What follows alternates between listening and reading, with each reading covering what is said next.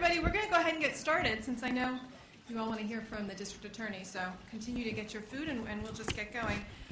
Thanks so much for being here. I'm Jennifer Rogers. I run the CAPI Center here at Columbia.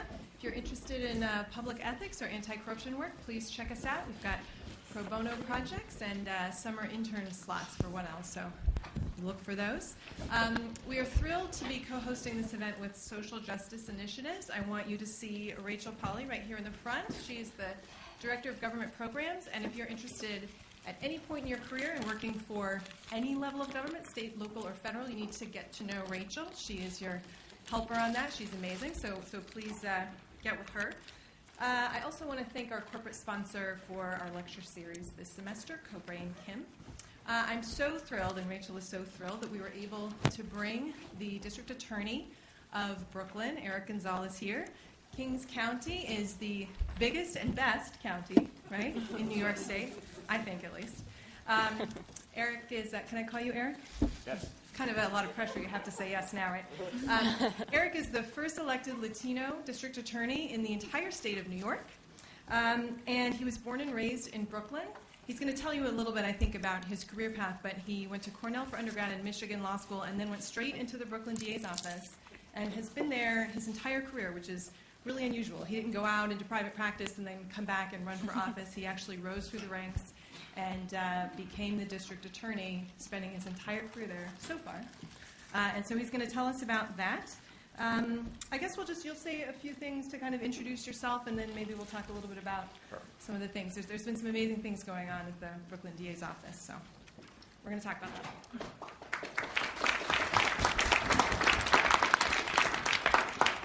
So I just want to thank everyone for coming today. I want to thank Jennifer and Rachel for inviting me, and I thank all of you for taking a moment out to welcome me and share a lunch while we talk a little bit about the DA's office, about my own personal career, and how I'm hoping that many of you will choose to be a prosecutor either at my office or some other office.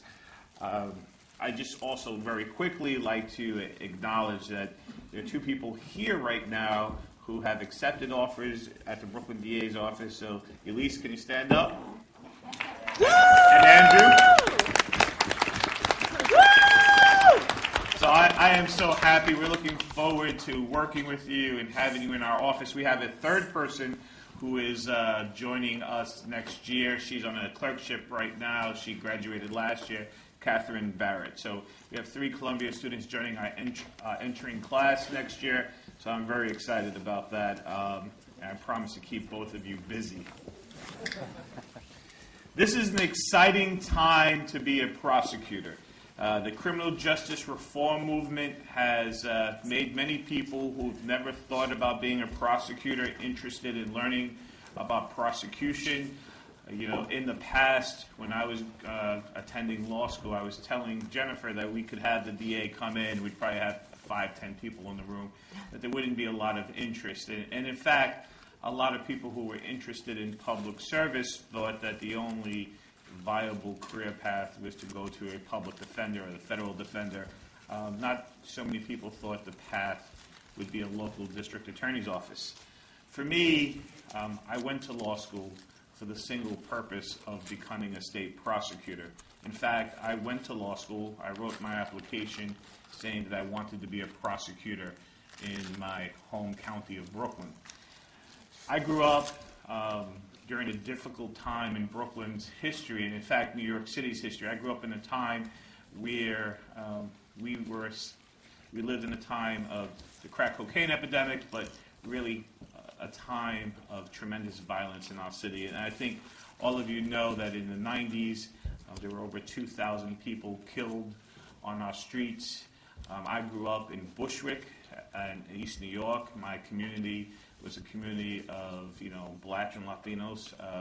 And I grew up I moved to East New York in 1979. So I was just there for the very beginning of the crack cocaine epidemic. In my community, just to put some perspective, and when I talk about tremendous violence in my neighborhood, there were 126 people shot and killed in East New York in 1993, the year I was applying to be an intern at the Brooklyn DA's office. and that year there was over 800 people killed in Brooklyn. It was 823 people killed in Brooklyn that year. I put that in perspective because last year in Brooklyn, we ended, for the entire county of 2.6 million people, we ended with 101 people killed in Brooklyn versus just 126 in my neighborhood alone in 1993. So the threat of violence was a reality that I faced each and every day. And so did all my friends and neighbors. I lost a lot of friends to gun violence and to gang violence and to the drug epidemic. And so I wanted to do something about it. I learned about being a prosecutor from a book. And because I didn't know anyone who was a prosecutor, I didn't know anyone who was a lawyer. I read a book at the time, Bonfire of the Vanities, when I was in high school. And it was a corrupt DA in that book. But what I learned was that, and now we're talking about it so much today, was that the prosecutor may be the most powerful person in the criminal justice system. And as a high school senior reading Bonfire of the Vanities, I realized that truth back then. Because that person really had the opportunity to decide who got charged in the criminal justice system, whether or not to seek bail, whether or not to divert a case outside of the system, whether or not what kind of plea bargain to offer, just so many of the things that we now understand that prosecutors have routine discretion to do. But back then, I don't think so many people really considered that. And for me, what I wanted to do, having grown up in a community that had a lot of violence, I wanted to be the person who had an opportunity to make some of the decisions that impacted my community. I also grew up, again, in a community of color where there was a lot of suspicion against the police department because we felt over-policed but underserved by the police department, and I understood that the DA's office would have a role in helping to manage that dynamic. And so those are the reasons why I wanted to be a state prosecutor. 23 years later, I think that many people who are thinking about prosecutors understand that those are the same issues we have now, that the prosecutor can, in fact, be a catalyst for a positive change in communities, keep communities safe, but also to ensure fairness. And that, I think, is why this is an incredible time for all of you to really think about whether or not you could spend a couple of years of your career getting experience and making a difference in the lives of people. And this is not just in New York City. Many of the prosecutors who've been elected historically were tough on crime prosecutors, with a lock-them-up mentality. But now in places down south and all throughout the United States, we're seeing prosecutors who are being elected on a platform of reform. Obviously, we saw that in Philadelphia with Larry Krasner, but in places like Louisiana, Alabama, South Carolina, multiple places in Texas, prosecutors are getting elected because they want to reform the justice system and make the system fairer. So, and why are we able to do that now? And I think partly it's because, as Police Commissioner Breton has indicated, we're in a time of a peace dividend. We had come from a time of incredible violence in our city, and it's becoming safer each and every year. And now people demand more from their justice system than just keeping them safe. There are people looking for new, innovative approaches to deal with problems, and we're looking for fresh ideas. So if you're interested in civil rights, issues of racial justice, if you want to be able to make systemic changes in our society, I say, and I believe this firmly, that you're best able to do that in a place like a government office, like a DA's office. As a defender, you often are only interested in your client's case or in your client's best interest. And while there are organizations that look at more societal and legislative changes, the ability to impact people's lives at a DA's office is tremendous. And I don't think that people really realize how much you can get done if you're at the right DA's office. So I'll tell you a little bit about myself, and then we'll have a conversation. I already told you I grew up in Bushwick in East New York. My family was incredibly poor. We lived in low-income housing. My family came from Puerto Rico. I was the first in my family to go to college. As Jennifer told you, I went to Cornell, although I was accepted to Columbia College, so it's great to be back many years later. I chose Cornell because they gave me a better financial aid package. No other reason. I had a great experience there, but I always missed being in the city. And so really the goal of being a prosecutor was to come back and make sure that my community was a safer community. And I am very excited. As many of you know, I became the acting DA after the passing of my friend and my mentor, Kenneth Thompson, who was the first African-American elected district attorney of Brooklyn. He promoted me to his counsel and then to chief assistant. When he was diagnosed with cancer, he asked the governor to have me placed as the acting DA. And when he passed away, I held that office as the acting DA this past November. I was elected for a 4-year term. So I've been in that office for a long time.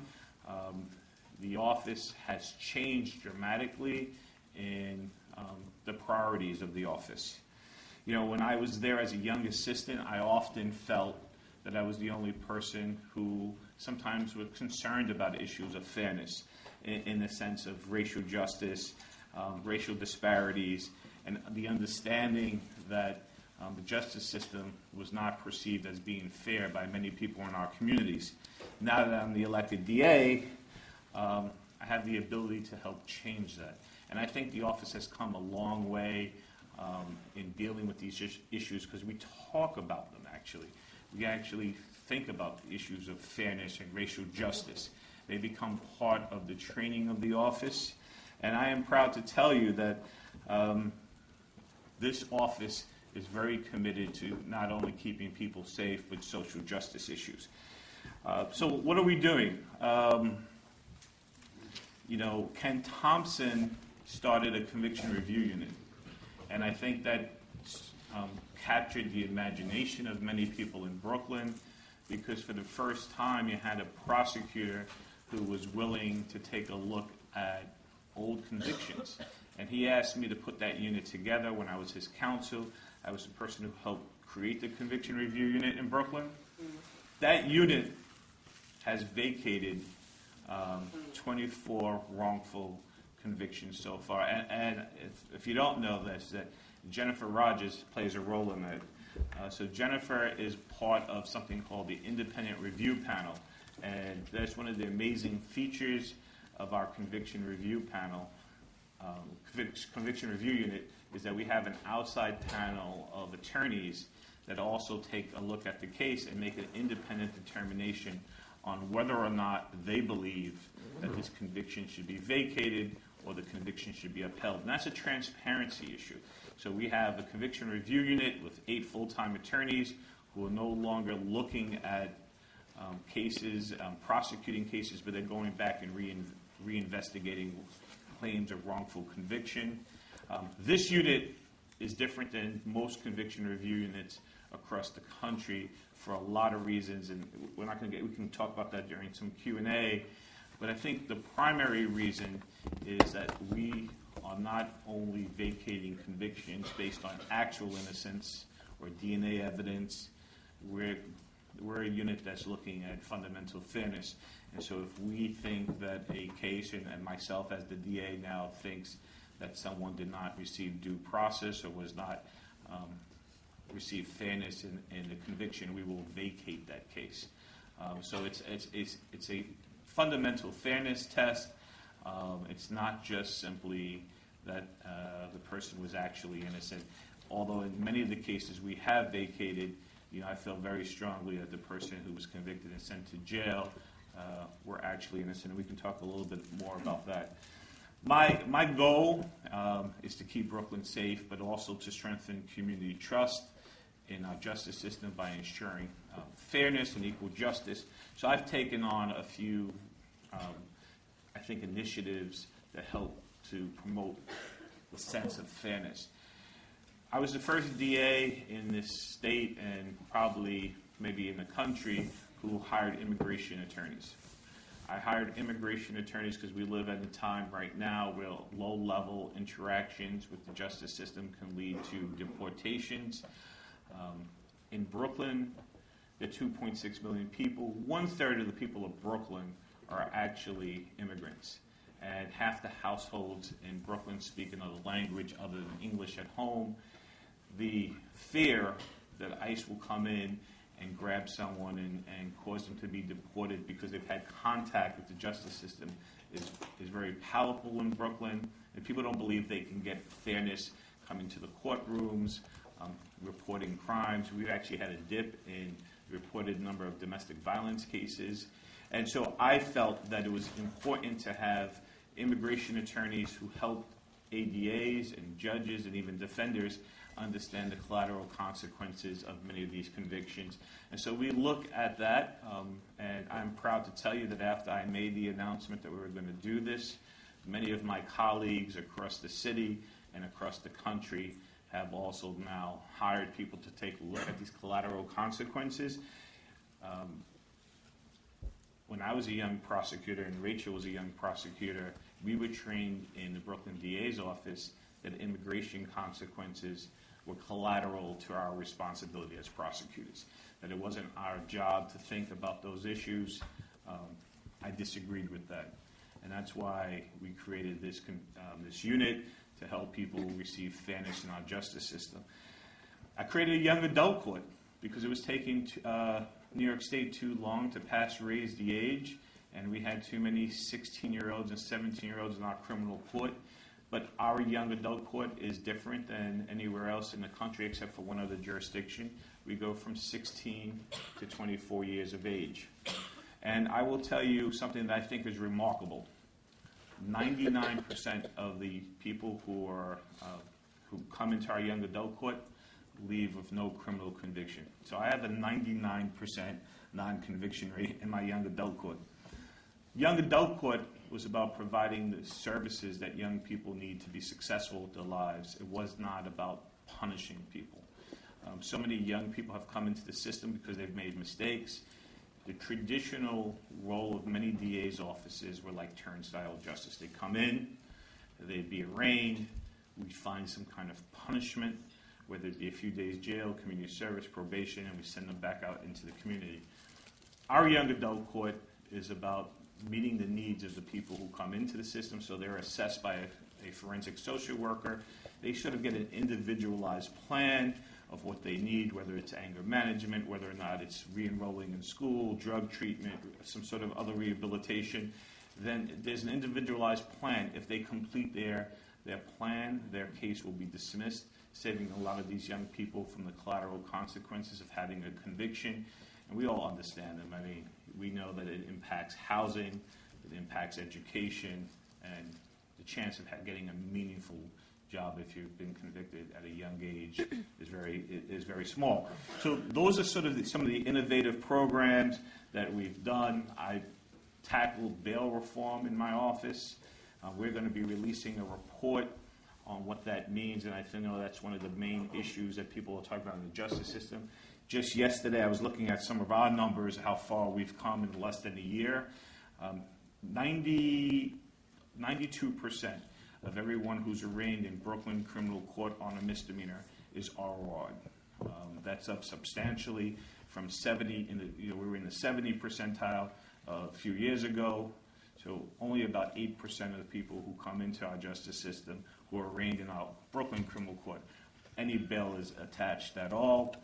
So we've made a tremendous amount of progress. I believe, as a prosecutor, that we can end cash bail in our system, but we need to do a lot of things to make sure that we have services for people who are coming into our justice system.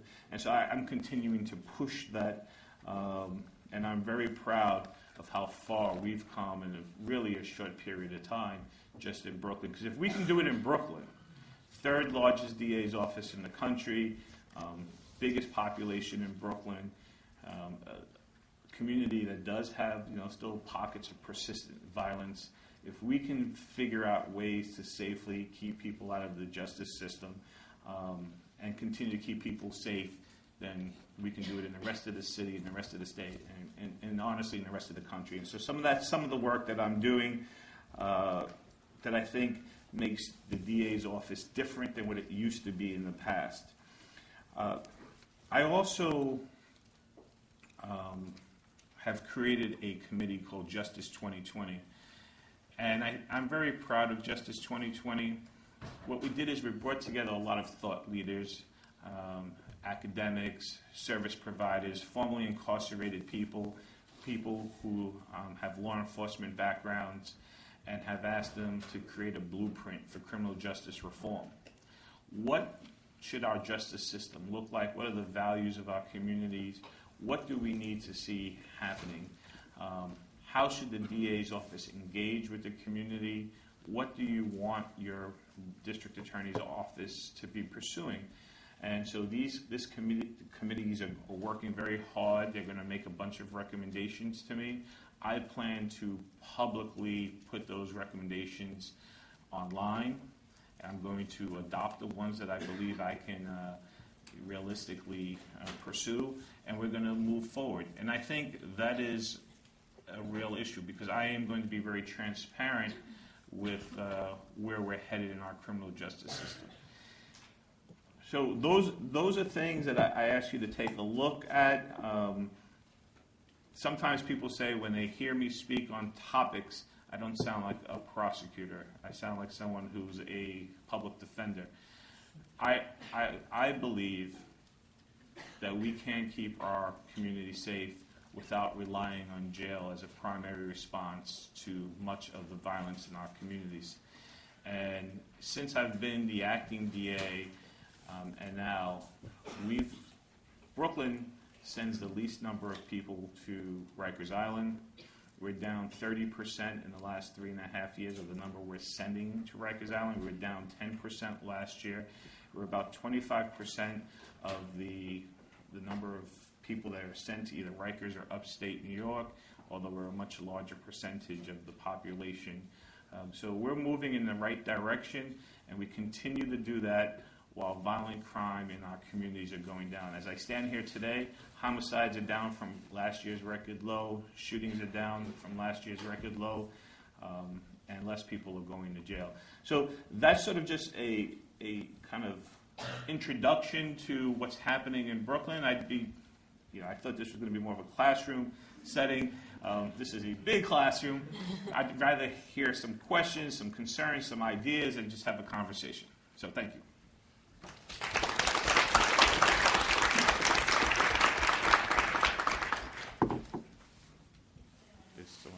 Yes.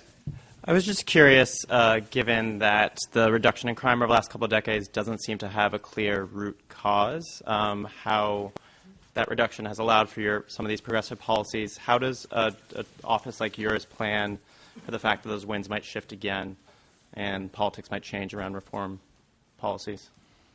So I guess what you're asking, what happens if crime goes back up? Right.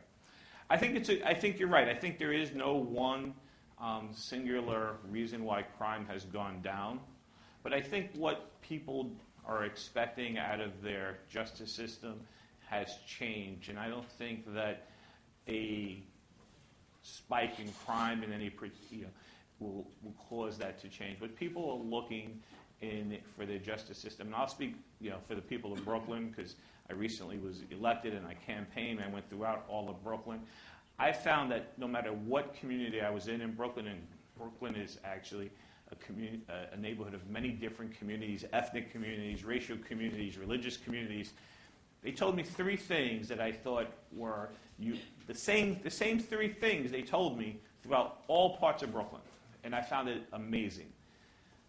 First, they told me the justice system actually does not care what happens to us when we're a victim of a crime.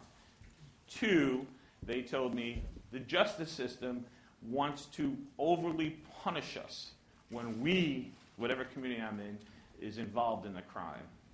And three, they just didn't believe that the justice system was working, right? And what people wanted was more involvement in their system in ways that were fairer. And every community really believed, unfortunately, that the justice system was about being too harsh. And so when we look at issues of racial disparity, in 2014, Brooklyn started to decline to prosecute marijuana cases, marijuana possession cases. You know, as we're now 4 years down the line, we still see these racial disparities in how arrests are made for the use of marijuana, right? And so what I believe is going to happen, even when there's a spike of crime, people are still going to expect their district attorneys to continue pushing reforms that will keep people safe, but also to have fairness. And so what we do in Brooklyn is there are a lot of reasons for crime going down, but we focus in on drivers of crime. We focus in on people we believe, and there's a professor that I follow in his teachings, and about 0.5% are responsible for 60% of the violent crime. And so myself and Cy Vance in Manhattan and Darcel Clark in the Bronx are among the DAs who are focusing on a crime strategies approach, which means if we pay careful attention to a very small number of people, we can keep our community safe. We don't need to revert to policies. You will not see my office do these big sweeps where we're arresting 60 people, 100 people in a housing development, or doing that, or wide drug sweeps, because we don't believe that those strategies actually keep us safe. We think they alienate communities. And so we focus in on the true drivers, the true violence. Brooklyn DA's office has done 5 major gun trafficking cases, bringing in the supply. We did the first fentanyl bust in New York City history. So I think what I'm trying to say in sort of a roundabout way is it's not really, the reform push won't go away because there's a spike in crime. It will go away only when people believe there's fairness in the system. And until we reach that equilibrium that people believe our justice system is fair, then there may be say, okay, well, now we can start to focus on something else. But the reform movement is based on the fact that people really believe that there's no fairness. And bail is a perfect example of that because, as a young prosecutor, I never really thought about bail. I would go to court, I'd look at a rap sheet, I'd see their bench warrants, I'd see the case, and I asked for $5,000 bail, $10,000 bail. I never really thought about the implications that it would have on someone's family who could not get out. And now, one of the things that we train young prosecutors is to think about bail. In fact, I did something that was totally different. One of the ways that I think I've made the bail system fairer in New York City and for Brooklyn is a prosecutor now must, in writing, inform me every night when they ask for bail on the case. So there used to be a presumption that we had to ask for bail on cases. Now the prosecutor must write to me, send me an email, and send it to my chief assistant every day on the cases they ask for bail. We review them. And if we disagree with them, we call in either the ADA or the supervisor to continue to push that reform side of it. Yes, sir. Thank you for coming to speak with us. Could you kind of talk about any kind of challenges or obstacles you faced in kind of bringing these initiatives to your office and kind of getting everyone on board, as well as kind of if you believe it impacted your relationship with the law enforcement community as well? Yeah, it's a great question. The hardest thing for me as a prosecutor is to bridge that cultural shift in the role of what a district attorney is expected to do. DAs have always been about protecting, survivors of crime, representing witnesses. We always understood we had this special role in making sure there was fairness in the courtroom, but taking on the mantle of making sure that our justice system is actually fair is a new role. And many people who wanted to join DA's offices in the past wanted to join because they wanted to protect communities. I'm looking for new prosecutors, prosecutors who understand that protecting the community is only part of their job. Their job is to make sure that the justice system is actually working and being fair. So this cultural change that my office is going through is a tough thing, and that's why we have regular meetings with the ADAs, and we talk about their decision making. As a prosecutor, as the head of the office, I'd have to model the kind of behavior I'm on. But I can never take away the discretion of prosecutors to respond to things in the courtroom, because they're in the courtroom and any given day. There's hundreds of prosecutors throughout Brooklyn making decisions on cases. And so the best way that we can make sure that we're getting what we need is to make sure they get the training, but that we continue to follow up on what they're doing. So that's a cultural shift, because in the past, and I'll give you an example, prosecutors often ask for bail because if the person went out and hurt somebody, they would wind up on the front page of the Daily News, the Post, or whatever, saying they failed to keep the community safe. And so there's this balancing act that has to take place between fairness and community safety. What I've said to prosecutors in my office is, if you make a decision based on the evidence, I will stand with you, right? I won't throw you under the bus, and that I will take the hit publicly. When I go around to the communities, and I go to churches, and I go to other places, I tell the community the same thing. You want reforms. That means that someone will eventually be released from jail who commits a violent crime, who hurts somebody.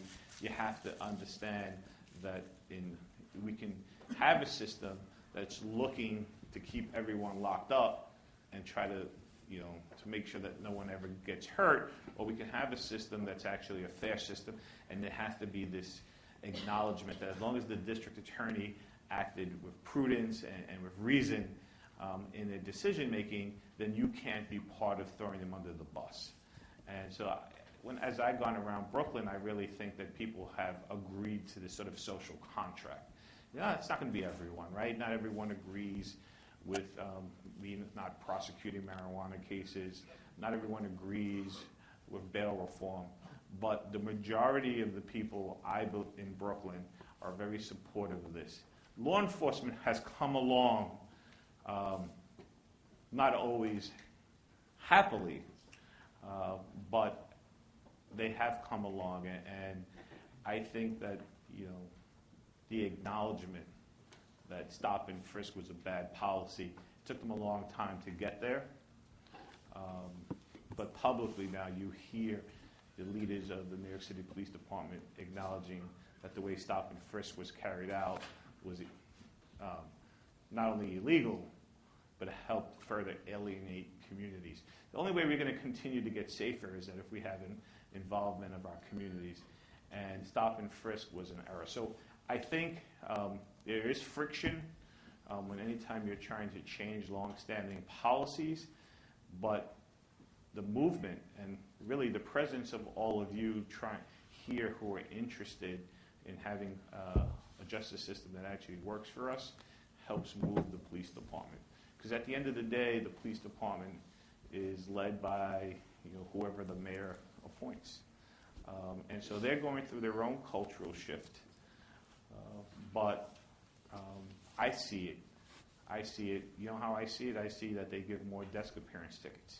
They put less people through the system. I see that there's more discretion in when they have to make arrests. The number of arrests from, 2013, in Brooklyn, there were 117,000 plus arrests in 2013. Last year, we ended with like 82,000. So not only are we getting safer, but the number of arrests that are coming through the system are dramatically. 117,000 versus 82,000 in about a 4 or 5 year span. Yes. You've talked a little bit about possession of marijuana arrests. I wonder if you could also talk about prosecuting people for jumping turnstiles and theft of services. So the Manhattan District Attorney, Cy Vance, is starting a project which I've been supportive of, which was diverting some of those cases out the system. The issue with turnstile evasion or fare evasion is that there's a tremendous racial disparity in places like Brooklyn, where the people who are getting arrested are often black or Hispanic, and these are low-level offenses that cost a lot of money to prosecute, to be honest. And there's a concern by many of us that these cases don't keep us safer, but they're unfair in the way that these arrests are being made. What I've committed to doing in Brooklyn was studying what they're doing in Manhattan to see how I can make our system fair. Manhattan has something like 4 times the number of turnstile fare evasion cases as Brooklyn. Last year we had about 4,500 people arrested for fare evasion. I think Manhattan is closer to 20,000 or 18,000. But it's something that we're studying. We had someone come in and talk about the 5 precincts in Brooklyn that's had the highest number of fare evasions. And not unsurprisingly, they're mostly in poor neighborhoods. That are communities of color. So as part of Justice 2020, I have people looking at this to see how we can handle this in Brooklyn. The question really for me is not whether or not we're going to prosecute the cases or not. The question is, are we going to divert them out the system, or we're just going to decline to prosecute them? And so we're going to have that conversation in the next few weeks as Justice 2020 is supposed to come back in April. We're giving you recommendations on how to do that. But I don't think that Cy Vance is wrong in the way he's handling these cases. I know it's unpopular with a lot of people who don't agree. People should pay their fares. We understand that. But I'm not sure that arresting people and sending them through the criminal justice system makes a lot of sense in terms of police overtime costs, in terms of fairness, in terms of what it means to the system. We do want our police officers, making sure people aren't bringing weapons into the system and doing some enforcement, but there may be a middle ground of how we do this. And so I'll be back, and that'll be one of the recommendations that'll be publicly listed on my website, and we'll see what we're going to do. But I am very concerned about it, and like I said, I've publicly supported Cy, although I have not taken any particular action yet. Yes. So with regards to the Office of DA in general, can you talk a little bit about how you are able to pursue your vision of justice differently in the DA's office than you would through other governmental agencies, for example? I think the DA's office, as opposed to like a U.S. Attorney's office or some of the other governmental agencies, you have an elected head of the office, so I'm the elected official. I'm responsible to the community in ways that, a U.S. Attorney's office is not. They've appointed, the person who makes the appointment sits in Washington, D.C., so I'm accountable in a different way. I also think that the DA, since we're dealing with local issues, it's just our ears are closer to the ground on what's happening. Every morning around 4 o'clock in the morning, I get a briefing about all the incidents that took place in the county, and we decide, how we're going to use our resources to deal with them. So we had this terrible incident in Brownsville last week where a person killed 3 family members and killed himself. There wasn't much of a role for the DA's office in dealing with the crime. There was nothing to be prosecuted. The killer committed suicide. But I believed it was important to send out, grief counselors and people, social workers out into the community, and also to deal with the family and to the broader community. So I think in some ways, we have a broader and more direct impact on our communities than some other people, because even though that's, I could have kept out of that, I could have said, well, there's nothing for the district attorney to do. I believe that a lot of what happens in communities, especially when we're dealing with our young people, is so much trauma related. So I have a whole campaign on bullying and the impact of bullying on school-age children and how that impacts itself. One of the things that actually is very surprising to me was that a lot of our real gang violence, hardcore gang violence, a lot of what starts the shootings is online taunting. I won't call it bullying, but taunting of rivals online. And so how we have a role in how we deal even with something like bullying or taunting, social media, and preventing violence. And I think that's a little bit different. And the ADAs are present at every meeting, community board meetings, precinct council meetings, neighborhood functions. So there's a way of really, as a person in the community, bringing your concerns directly to the office. Yes? So you talked about how much discretion like individual prosecutors have in the office. How do you make sure that the incentives for line ADAs match up with the broader goals of your office and kind of keep all of that in line, other than training? That's another great question.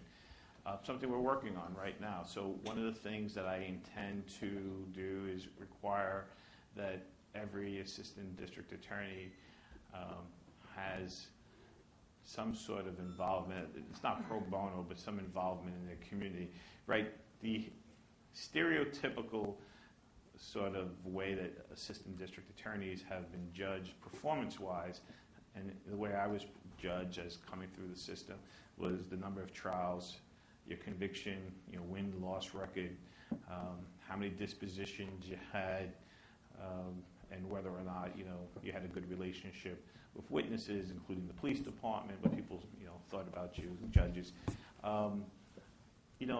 If we want to change what is expected of a prosecutor, then we can't judge them just by win-losses. I've often told the ADAs it's not about the number of convictions, it's whether or not we're helping people. And so for me, I'm going to require a certain number of hours per month that people attend community functions and be out in the community. It's going to take sort of that rubric of the conviction rate out of the evaluation. It's going to make sure that if you help solve the case, and sort of including when, because it actually happens more than I think people realize, is that ADAs choose not to prosecute cases because either the evidence is weak or they have, some sort of concern about whether or not the right person's been arrested, that those things actually are reflected on how we evaluate them. So if you're coming forward and you're, saying we should not prosecute this case and these are my concerns, that is somehow put into the rubric of your evaluation, and so that we can start to change the values of the office. And I think that is, so I have a whole committee of Justice 2020 that's looking at this, but this is a cultural change again that I'm talking about, because we want our prosecutors to get trial experience, right? Because when there are important cases down the line, we need prosecutors who are skilled lawyers who can go into the courtroom and do a good job representing the victims of crime, representing our community. So we have to make sure that they get experience, but it should not be because someone is turning, so someone is not asking for an unreasonable plea offer in order to force the case to trial. And so we have to be mindful of that, and we have to always continuously look at that. And I think that the Brooklyn DA's office has a pretty decent reputation. We're the only district attorney's office right now in the city that has open file discovery. And I've heard that some of the new DAs are now going to do that. Open file discovery is very important to assure fairness. And one of the things that I'm hoping to do this year is to make sure that we not only have open file discovery, but that we have electronic filing of discovery so people can get it faster. And I'm exploring whether or not we can, in fact, provide pre-arraignment discovery, so that when the lawyer comes to the courtroom, they actually have some basic facts about the case when they're arraigning the case or before they accept any kind of plea bargain. So we're working on that, and I think that will take us a long way to, again, ensuring fairness. So it's a good question. It's something I'm very mindful of, and I think that, in part, having the DA always reminding the assistants that their job is fairness and not convictions really matters. Yes? What's the role for your office in addressing the issues with the private sanitation trucks in New York City? I'm not sure that I follow it. I mean, obviously, we're not normally involved in. The issues like talking about our long arm control by crime families, and then issues of not paying minimum wages, and then issues of like a private truck killed somebody in Columbus Circle, or didn't kill someone, but jumped the curb in Columbus Circle like last week, and there've been like 141 deaths in 2008. Or our investigations division, obviously, we have it. Yeah, I didn't talk about the structure of the DA's office, and I think that's an important opportunity to do that. We have the trial division. I think that's what most people are thinking about. But we have the investigations unit. We have an appeals unit. Our investigation unit continuously looks at things that relate to organized crime. We have a unit that looks at prevailing wages and looks at labor fraud cases. We enforce a lot of the rules that come through. So if there's someone who's driving with a suspended license, that could possibly come our way. There's been, I don't think we've done anything recently with sanitation or other garbage trucks, but we've in the past have tackled sort of organized crime in industries. So we could talk a little bit about that afterwards, or this. But there's ADAs who never really are looking to be in, trial attorneys. They just want to continuously investigate cases, and we've done some actually pretty big cases recently. There was a healthcare fraud case that we took down about 2 months ago, $146 million. People stealing from management sort of benefit funds and stealing from Medicaid and Medicare. So there's a lot of work to be done in the DA's office, and I think it's a good opportunity to say that there's a lot of opportunities. In a big DA's office, you really don't have to outgrow it. You can move from one part of the office to another part of the office and continue to advance your career. Yes. Yes. Hey, how you doing? So you talked about fairness, right? And so to me, when we're talking about fairness, like I think about data. So, for instance, District Attorney Kim Fox over in Cook County in Illinois, she released this data report about felony criminal cases, in which she talked about the intake, initiation, disposition, and sentencing. All that data was given, so basically like 45 million data points. So with that being said, what are you trying to do in order to transmit that type of transparency so that people can be informed of what's going on in the district attorney office? Yeah, so Kim's a friend. She released 6 years worth of data. She pushed it out. I don't think anyone's had a chance to really review all the data points. We're a little bit different than Chicago because a lot of that data is actually reported through DCJS, through the state system, and also through the Mayor's Office of Criminal Justice. So we actually have some of that data. Already there's data points about speedy trial, how long a case comes into the system. She released things that they did not have in Chicago and Cook County. So a lot of that data is actually readily available. But one of the things that we're looking to do in Brooklyn is to have an outside consultant come in. We're actually in negotiations with different companies to look at how we collect data and how we will put that data out. So we're looking to do something like that, although I will say that there is actually information. You can actually go online right now and see how long a case takes, from the arraignment to the average time a case takes, to be from arraignment to the time of final disposition, what the number of cases that go to trial, the number of dispositions, the number of dismissals. A lot of that information had never been made available publicly in Illinois.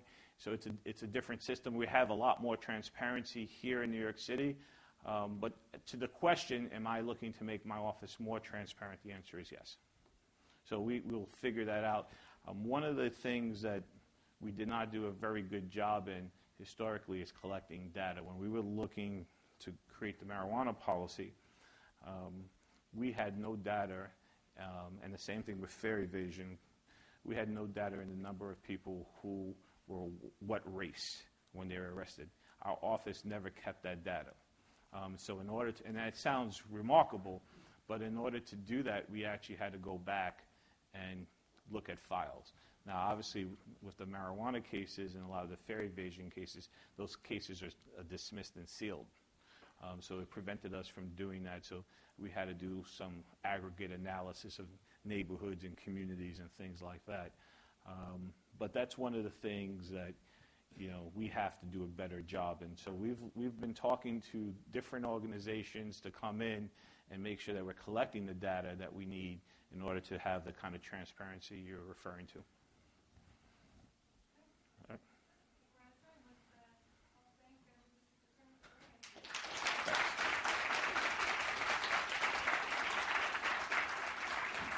So the last thing I'd like to say is these were great questions, and these are the kind of things. You're the kind of folks that I'm looking to bring into the office. People who are going to challenge conventional thinking of prosecutors. We're going to help. Hopefully next year we're going to have a clinic where second and third years can be in the office and learn about our office and get the experience. And I welcome you guys to tell your classmates, to tell your friends, to give the Brooklyn DA's office a chance. If we can do it in Brooklyn, if we can change what's happening in our justice system in Brooklyn, I really do believe we can change it for the rest of the city and the rest of the state, because the Brooklyn DA's office, many of the initiatives that we've started in Brooklyn have actually incubated in Brooklyn and then gone out. So the reason I came here today is to encourage many of you to consider a career as prosecutor. Don't be healthy skepticism, sure, but come in and actually make a difference, even if it's only for a short part of your career, or even if it's only for a summer, because the way you're thinking about these issues of justice and fairness actually will grow in the office and help change the culture. So I thank you and enjoy the rest of your day.